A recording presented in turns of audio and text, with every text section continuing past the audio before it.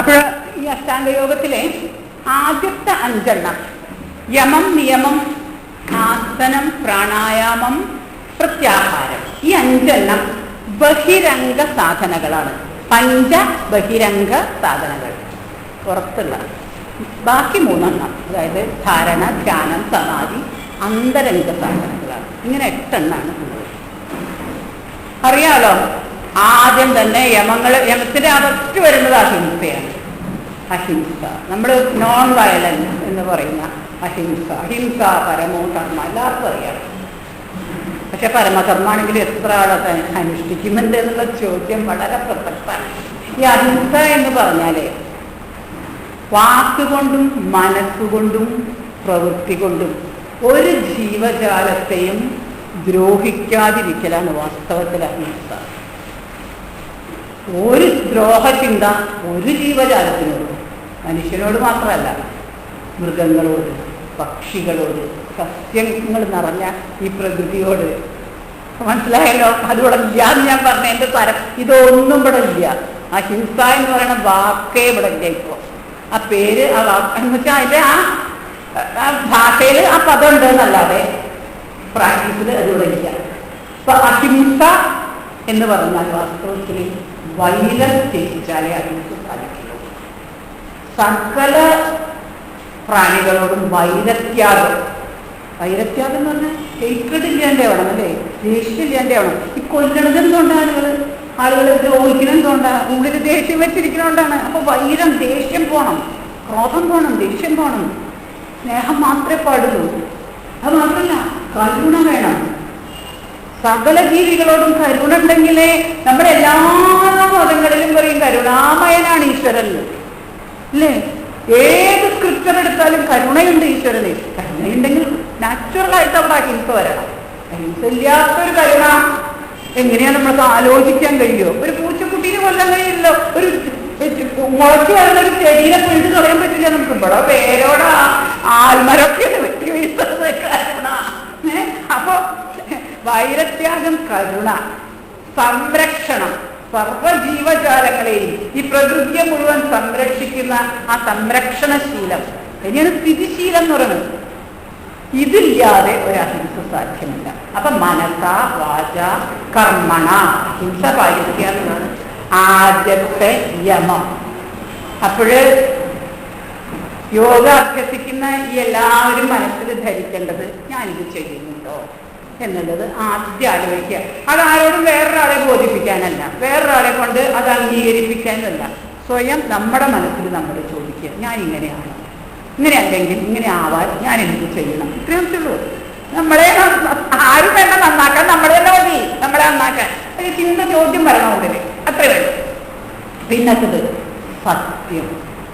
സത്യം മാത്രമേ പറയൂ എന്ന് ഒരാൾ വയ്ക്കുക. സത്യത്തിൽ പ്രതിഷ്ഠയുണ്ടാവുക, സത്യസങ്കല്പം. ഞാൻ മനസ്സിൽ സങ്കല്പിച്ചത് കൂടി സത്യമായിട്ട് ഭവിക്കുന്ന സത്യസങ്കല്പം എന്ന് പറയണം. ഇതിന് ഒരു കഥയുണ്ട് ആക്ച്വലി. എന്താ ഈ സത്യം എന്ന് പറഞ്ഞാൽ, സത്യം ചില സമയത്ത് നുണ സത്യമായിട്ട് മാറുന്ന അവസ്ഥകളുണ്ട്. അതിന് വ്യാസൻ തന്നെ ചില ഉദാഹരണങ്ങൾ ഭാരതത്തിൽ പറഞ്ഞിട്ടുണ്ടല്ലോ. ഒരു മുനി ഇരുന്ന് മൗനപ്രദം ആചരിക്കുന്ന ഒരു മുനി ഇരിക്കുകയാണ്. ഒരു കള്ളൻ ഓടി വന്നിട്ട് ചോദിക്കുക, അത് കൂടെ കുറച്ച് ആൾ ഓടിപ്പോയോ? ശരി, ആക്ച്വലി മുനി കണ്ടിട്ടുണ്ട് ആൾ ഓടിപ്പോണത്. ഇയാള് വ്യക്തിഗത്യൊക്കെ ആയിട്ട് ഓടി വരുന്ന പോയവരെ കൊല്ലാൻ. മുനി മിണ്ടാതിരുന്നാല് മുനീനെ കൊല്ലും. മൗനപ്രദം അയാൾക്ക് ഇതാക്കാനും വയ്യ. ഈ പോയത് സ്ഥലം കാണിച്ചു കൊടുത്താൽ അവരെ കൊല്ലും. വല്ല കണ്ണിന്റെ മുമ്പിൽ അവിടെ ഒളിച്ചിരിക്കുന്നുണ്ട്. അപ്പൊ എന്ത് കാണിച്ചു മുനി? മറ്റേ ഡയറക്ടറിലേക്ക് ചൂണ്ടിക്കാണിച്ചു, കള്ളാണ്ട് ഓടി. അപ്പൊ അവിടെ വാസ്തവത്തിൽ മുനി ചെയ്തത് നുണയല്ലേ എന്ന് ചോദിക്കാൻ, തർക്കിക്കാൻ വേണ്ടിയിട്ട്. പക്ഷെ ഒരു ജീവിയെ രക്ഷിക്കാൻ വേണ്ടിയിട്ട് ചില സന്ദർഭത്തിൽ നുണ പോലും സത്യമായി തീരുന്ന ഒരവസ്ഥ. പക്ഷെ അഹിംസയേക്കാൾ പരമമായ ധർമ്മമല്ല ഇവിടെ ഈ അസത്യം പറഞ്ഞത്. മുനിക്ക് ആ അസത്യം പറഞ്ഞുകൊണ്ട് മുനിക്ക് പേഴ്സണലായിട്ടുള്ള ഒന്നേ നഷ്ടപ്പെടുന്നുള്ളൂ.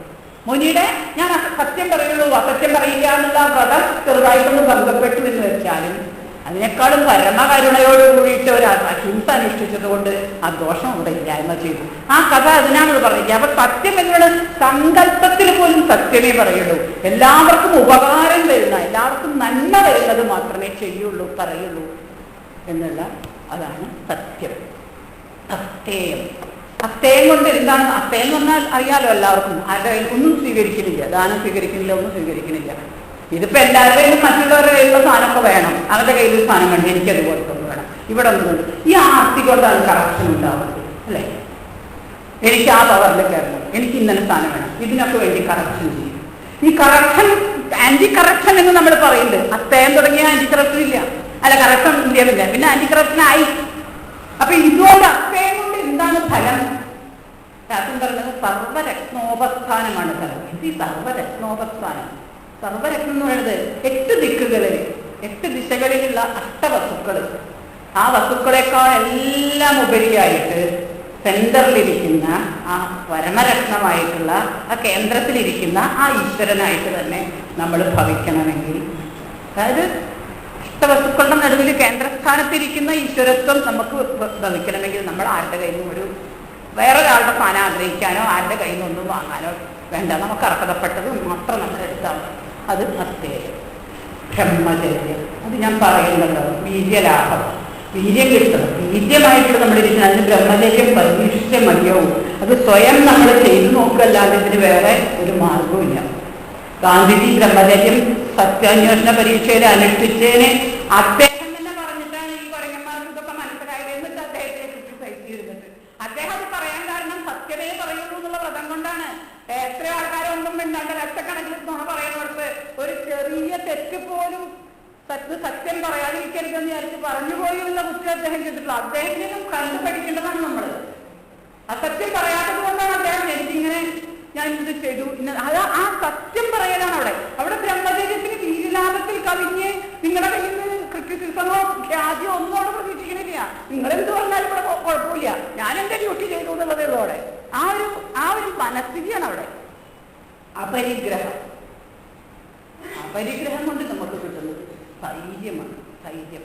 അപ്പൊ വൈരത്യാഗം, കരുണ, സംരക്ഷണം, സ്ഥിതിധർമ്മം, സത്യപ്രതിഷ്ഠ, സത്യസങ്കല്പം, സർവരത്നോപസ്ഥാനം, വീര്യലാഭം, ധൈര്യം.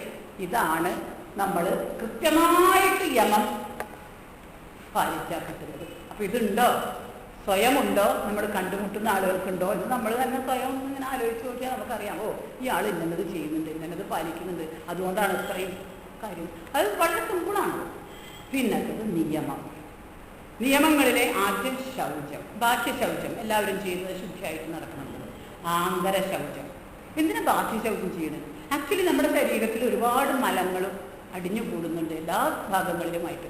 അപ്പൊ അതിനോട് നമ്മുടെ സ്വന്തം അംഗങ്ങളിൽ തന്നെയുള്ള മലങ്ങൾ കഴുകിക്കളയേണ്ടതാണ്. അവനവന്റെ അംഗങ്ങളിലുള്ള മലത്തോട് ഒരു ജുഗുപ്സ വന്നു കഴിഞ്ഞാൽ, ഇതേ മലങ്ങളൊക്കെ ഉള്ളതാണ് മറ്റൊരു ശരീരവും എന്നുള്ള ബോധം നമ്മുടെ മനസ്സിൽ വന്നു കഴിഞ്ഞാൽ നമ്മൾ സംസർഗങ്ങൾ കുറയും, ശാരീരിക സംസർഗങ്ങൾ നമുക്ക് കുറയും. കാരണം നമുക്ക് ആ ശുചിത്വബോധം കൂടുന്തോറും നമുക്ക് ഈ ശാരീരികമായിട്ടുള്ള ബന്ധങ്ങൾ നമ്മുടെ കുറയും. ഏകപത്നി വ്രതത്തിനൊക്കെ ഇതിന്റെ ഗുണം ആക്ച്വലി അതൊക്കെ സംഭവിക്കും. അവിടെ ഇവിടെ ഒന്നും പോയി ഓരോന്നും സംസർഗം പറ്റില്ല നമുക്ക്. അങ്ങനെ വരുന്ന സമയത്ത് നമുക്ക് ഇന്ദ്രിയങ്ങളെ ജയിക്കാൻ സാധിക്കും. ഇന്ദ്രിയ ജയത്തിന് വേണ്ടിയാണ് ആ ശൗചം പാലിക്കുന്നത്, ശുചിത്വം പാലിക്കുന്നത്. ആന്തര ശൗചമോ, നമ്മുടെ മനസ്സും ബുദ്ധി നിർമ്മലമായിട്ടിരുന്നാലേ നമ്മൾ നേരത്തെ പറഞ്ഞ കാര്യങ്ങളൊക്കെ ആ ഋതംഭരയായ പ്രജ്ഞ പ്രകാശിക്കാനൊക്കെ സാധിക്കും. അപ്പം മനസ്സിലെ ഒരു ദുശ്ചിന്തയും വരാതിരിക്കുക, ബുദ്ധിയിലെ ഒരു ചിത്തവിചാരവും കടത്തി വിടാതിരിക്കുക. അതിന് നമുക്ക് ചിലപ്പോൾ ദുർജനങ്ങളെ ഒഴിവാക്കേണ്ടി വരും, വേണ്ടേ? അവർ വന്നിട്ട് നമ്മൾ സന്തോഷമായിട്ട് നല്ല നല്ല കാര്യങ്ങൾ ചിന്തിച്ചുകൊണ്ടിരിക്കുമ്പോൾ ഒരാൾ വന്നിട്ട് പരദൂഷണം പറഞ്ഞ് നമ്മളെ അങ്ങനെ നശിപ്പിച്ചു കഴിഞ്ഞാൽ നമുക്ക് എന്താ ചെയ്യാൻ പറ്റുക? നമുക്ക് അവരെ അവോയ്ഡ് ചെയ്യല്ലേ ചെയ്യാൻ പറ്റുള്ളൂ, വേറെ ഒന്നും ചെയ്യാൻ പറ്റില്ല. അവരെ ദ്രോഹിക്കാൻ നമ്മളെ വിചാരിച്ചാൽ പറ്റില്ല, കാരണം നമ്മൾ അഹിംസ ഉള്ളവരാ. അപ്പൊ എന്താ ചെയ്യാൻ പറ്റുക? അവോയ്ഡ് ചെയ്യുക. ഞാൻ വരുന്നില്ല കേട്ടോ, എനിക്കത് വേണ്ടാട്ടാവേ, യു ജസ്റ്റ് ഡു ദാറ്റ്, അത്രേ വേണ്ടൂ. പിന്നെ സന്തോഷം. സന്തോഷം എപ്പോഴും പ്രസാദമായിട്ടിരിക്കുക. ലോകത്തിൽ എന്തെല്ലാം കഷ്ടപ്പാട്, ലോകത്തിൽ കഷ്ടപ്പാടുണ്ടാവും, ദുഃഖങ്ങളുണ്ടാവും, എന്ത് വന്നാലും എപ്പോഴും സുഖമായിട്ട് സന്തോഷമായിട്ട് പ്രസാദാത്മകമായിട്ട് ജീവിക്കുക. അതിന്റെ പേരാണ് അനുത്തമ സുഖലാഭം. അനുത്തമമായ പ്രസാദം, ആ സുഖം, സന്തോഷം എന്ന് പറയുന്ന ബ്ലിസ് എന്ന് പറയുന്ന ആ നിർവൃതിയോടുകൂടെ ജീവിക്കുക. അതാണ് തപം. തപസ്സിന് നല്ല ചൂടുണ്ടാവും അല്ലേ? നമ്മൾ തപസ്സനുഷ്ഠിക്കുമ്പോൾ നല്ല ചൂടുണ്ടാവും. ആ വൈരാഗ്യത്തിന്റെ ചൂടുകൊണ്ട്, തപസ് എന്ന വൈരാഗ്യത്തിന്റെ ചൂടുകൊണ്ട് സർവ അശുദ്ധികളെയും ദഹിപ്പിച്ച് കളയുക. അങ്ങോട്ട് ഓരോ അശുദ്ധിയും ശരീരത്തിലോ മനസ്സിലോ ബുദ്ധിയിലോ ഇല്ലാത്ത വിധത്തിലുള്ള തപസ് കൊണ്ട് സർവ അശുദ്ധി ക്ഷയം. പരിശുദ്ധമായ ഒരാത്മാവ്, ഇത്രയും നിർമ്മലമായ ഒരാത്മാവ് വേറെ ഇല്ലാത്ത രീതിയിൽ നമ്മൾ ജീവിക്കുക. That's all. പിന്നെ സ്വാധ്യായവും ഈശ്വര പ്രണിധാനവും, ഈ രണ്ടെണ്ണം. സ്വാധ്യായം, ഈശ്വര പ്രണിധാനം. എന്തിനാ സ്വാധ്യായം ചെയ്യുന്നത്? ഇതിപ്പോ ഈ പുസ്തകം നമ്മൾ സ്വാധ്യായം ചെയ്യുന്നു, ഒരു ഗ്രന്ഥം സ്വാധ്യായം ചെയ്യുന്നു. ഇപ്പൊ നേരത്തെ പറഞ്ഞ മാതിരി ഉപനിഷത്തുകളെ സ്വാധ്യായം ചെയ്യുന്നു, ബ്രഹ്മസൂത്രം സ്വാധ്യായം ചെയ്യുന്നു, ഗീത സ്വാധ്യായം ചെയ്യുന്നു, യോഗം പതഞ്ജലി യോഗം സ്വാധ്യായം ചെയ്യുന്നു. ഇങ്ങനെ അനവധി ഗ്രന്ഥങ്ങൾ സ്വാധ്യായം ചെയ്യുന്നു. അവയെ പലതുമായും കമ്പയർ ചെയ്ത് ഇതൊക്കെ ഈ സ്വാധ്യായം നമ്മൾ എന്തിനാ ചെയ്യുന്നത്? അതിൻ്റെയൊക്കെ ഉദ്ദേശം ഇഷ്ടദേവതാ സംപ്രയോഗമാണ്. നമുക്കെല്ലാവർക്കും അവനവൻ്റേതായ ഒരു ഇഷ്ടദേവത. അതെന്തിനാ ഇഷ്ടദേവത? എന്തിനാ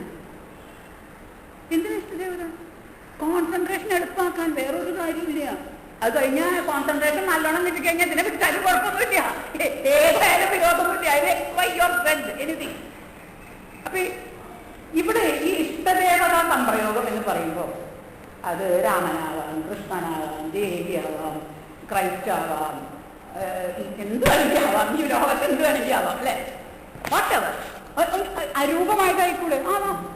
പക്ഷേ അതിനൊരു ഒരു ബുദ്ധിമുട്ടുള്ളത് എന്താ വെച്ചാല്, അരൂപത്തിന് നമ്മളെല്ലാവരും ജനിച്ചത് കുട്ടികളായിട്ട്, ആരും മുതിർന്നവരായിട്ട് ജനിക്കുന്നില്ല. മുതിർന്നവരാവണതിന്റെ മുമ്പുള്ള ഒരു കൊച്ചു കുട്ടിയുടെ സൈക്കോളജിയിൽ നമ്മൾ നോക്കണം. ഒരു ഉണ്ണിയേശു, അതിന്റെ പ്രായത്തിലുള്ള ഒരു ഉണ്ണിയേശു, അല്ലെങ്കിൽ ഇതൊരു ഉണ്ണിക്കണ്ണൻ നിൽക്കണം. ഈ ഉണ്ണിക്കണ്ണൻ എനിക്ക് ഇഷ്ടദേവത ഉണ്ണിക്കണ്ണൻ തന്നെയാ. ഈ 70 വയസ്സിലും ഈ ഉണ്ണിക്കണ്ണൻ തന്നെയാ നമ്മുടെ ഇഷ്ടദേവത. അതിനോട് ഒരു കുഴപ്പം ഇതുവരെ പറ്റിയിട്ടില്ല. ഒരു കുട്ടിയാകുമ്പോഴല്ലേ നമ്മൾ സ്റ്റാർട്ട് ചെയ്തത്. അതിപ്പോ കണ്ടിന്യൂ ചെയ്യണമെന്നുള്ളൂ. അത് വേണമെങ്കിൽ അത് മാറ്റി വെക്കാൻ അറിയാം, അത് ബുദ്ധിമുട്ടൊന്നുമില്ല. പക്ഷെ ഒരു ഉണ്ണിയായിട്ടാണ് നമ്മൾ ആദ്യം കുട്ടികൾക്ക് കാണാൻ എളുപ്പം. അതാണ് ഈ ഉണ്ണിയേശുവിന്. അതുപോലെ ഒരു അമ്മയായിട്ട് കാണാൻ എളുപ്പമാണ് കുട്ടികൾക്ക് അമ്മേനെ പെട്ടെന്ന്, അച്ഛനെ പറയുന്നേക്കാളും അമ്മയെ പെട്ടെന്ന് മനസ്സിലാവും. അതാണ് ഒരു കന്യാമറിയായിട്ടോ അല്ലെങ്കിൽ ഒരു അമ്മാദേവിയായിട്ടോ അമ്മദൈവങ്ങളായിട്ടോ വന്നാൽ കുട്ടികൾ പെട്ടെന്ന്, അതൊരു സൈക്കോളജിക്കൽ സ്റ്റെപ്പാണ്. അല്ലാണ്ട് അതിന് വലിയ പ്രത്യേകത ഒന്നുമില്ല. കുട്ടികൾക്ക് ഇതിലേക്ക് പെട്ടെന്ന് കോൺസെൻട്രേഷൻ കിട്ടാനുള്ള ഒരു എഡ്യൂക്കേഷണൽ പദ്ധതി എന്ന് നമ്മൾ ഇതിനെ എടുത്തു കഴിഞ്ഞാൽ വലിയ വിവാദങ്ങളും തർക്കങ്ങളും ഒന്നും അതിലാവശ്യമില്ല എന്നുള്ളതാണ്. യോഗം എന്ന് പറഞ്ഞാൽ കോൺസെൻട്രേഷനാണ്. കോൺസെൻട്രേഷൻ ഒരു കുട്ടിക്ക് വരണമെങ്കിൽ ഇങ്ങനെയുള്ള ചില കഥകളും ബിംബങ്ങളും എല്ലാം വേണം. അത് വലുതായി വരുമ്പോൾ അതിന് മനസ്സിലായിക്കോളും ബാക്കിയുള്ള കാര്യങ്ങൾ. അതിനിപ്പോൾ തന്നെ ഒന്നും മേടണ്ട എന്നുള്ളതാണ് സംഭവം. അല്ലാണ്ട് ആദ്യം തന്നെ ഞാൻ എൻ്റെ കുട്ടീനെ ജനിക്കുമ്പോൾ തന്നെ ശങ്കരാചാര്യന്റെ അദ്വൈതം പഠിപ്പിക്കാൻ പോയ അവരെ കുട്ടിയോട് നീട്ട് ഓടില്ലേ? ഓടും, യാതൊരു സംശയമില്ല. അത് അമ്മക്കെന്താ പേടിയാവുമില്ല. അപ്പൊ നമ്മൾ അവരുടെ ലെവലിൽ നിന്ന് വേണം നമ്മൾ സംസാരിക്കാൻ. എന്റെ ലെവലിൽ നിന്നല്ല നമ്മൾ കുട്ടികളോട് സംസാരിക്കുന്നത്, കുട്ടിയുടെ ലെവലിൽ നിന്നാണ്. അതിനുള്ളൊരു സൈക്കോളജി, അത്രേ ഉള്ളൂ. അപ്പൊ ഈശ്വര പ്രണിധാനം എന്തിനാണെന്ന് ചോദിച്ചാൽ ആ കോൺസെൻട്രേഷൻ കൊണ്ട് മാത്രമേ നമുക്ക് അവസാനത്തെ സമാധി സിദ്ധിയുള്ളൂ, കൈവല്യ സിദ്ധിയുള്ളൂ. അതിനു വേണ്ടിയാണ് ഈ ഈശ്വര പ്രണിധാനം പഠിപ്പിക്കുന്നത്.